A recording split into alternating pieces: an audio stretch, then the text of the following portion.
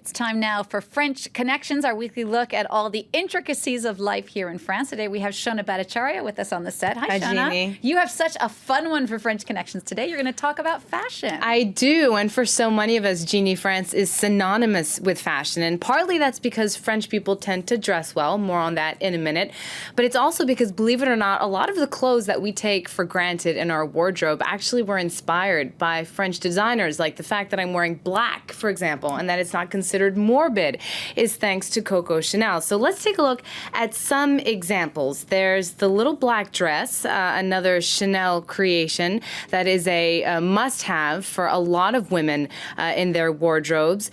We also have the Chanel jacket that first saw the day in 1954. It's cut really straight, and it allows women to move really freely at a time when women were more active than ever. Then there's Yves Saint Laurent, who is a personal favorite of mine. He is one of the fathers of modern French fashion, or modern fashion period.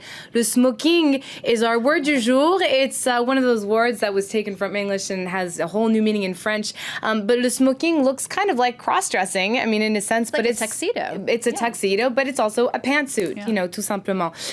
Yves Saint Laurent also made the trench coat fashionable. And now you'll notice that a lot of these clothes already existed in society, but what these French designers did was they took them out of context and they modified them and they glammed them up. Like the jumpsuit is another Saint Laurent creation, if you will. It's actually just a reworked blue-collar workman's uniform. And then there's the striped shirt we see there on Picasso that was reinvented, if you will, by Jean-Paul Gaultier. I know I have one. I'm sure you have one. They're very trendy very, at the moment. And you wear them all the time. They go with everything. They're so easy. It's true. But is France still as avant-garde in fashion as it was perhaps in its heyday of the 50s and 60s? Right. Well, France, you know, still has its fashion shows. Paris is one of the big four with Milan, New York, and London. Menswear starts later this month, as does haute couture.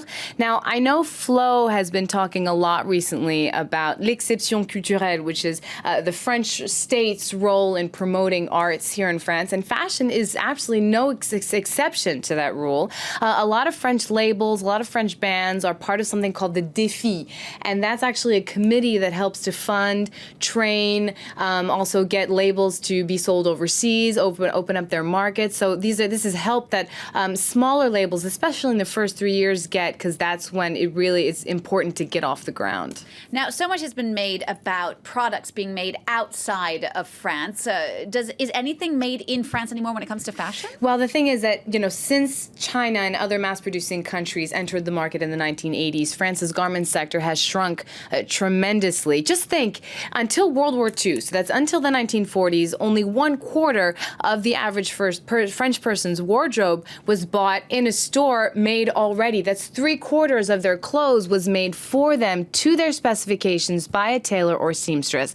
Now, that only started changing in the 1960s when mass production of ready-to-wear got underway, and that today we have the descendants, if you will, of that movement with H&M and fast fashion in general. But today, France's garment industry is small, but it's focused on quality. So you'll have like a lace workshop or a factory that makes high-end quality clothes. And actually, the sector is growing again, and it brings about 20 billion euros a year. Shona, you were saying before, so much has been made about French fashion. We all know it. Not just big designers, but just average men and women in the street as well always look fantastic. What's the secret? That's right. I think it's quite funny the way people really want to define that je ne sais quoi that's so French or Parisian. A lot of people calling it effortless chic. I would tend to call it more casual effort, because I do believe there's effort into it, but you do it in kind of a nonchalant way. It's not about age. It's not about money. I actually talked to some Parisians on the street, and they told me their versions of, or their reasons why France is the fashion capital of the world. Let's take a look.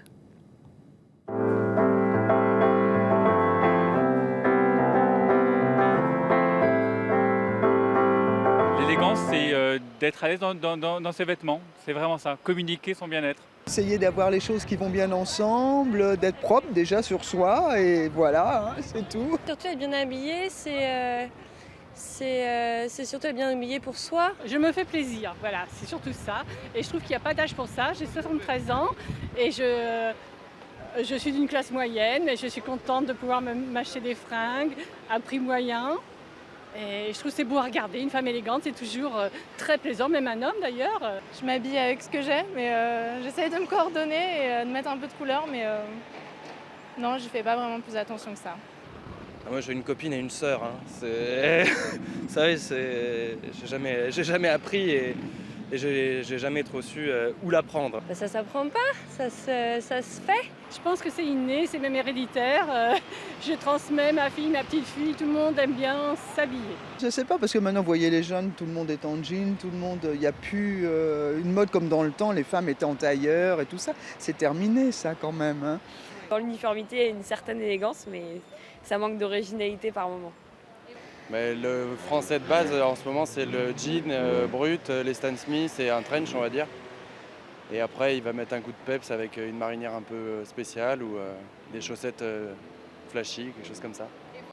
Very chic man there as well. It's true, the French do have a thing about their flashy socks. They do. like them. You haven't talked that much about men's fashion. How big is that? Well, the thing is, Jeannie, that men's fashion actually hasn't changed that much since the 17th century, at least here in France. So you've got trousers that are going all the way down to the ankle, and you've got the coat waist that's kind of coming up, becoming a vest.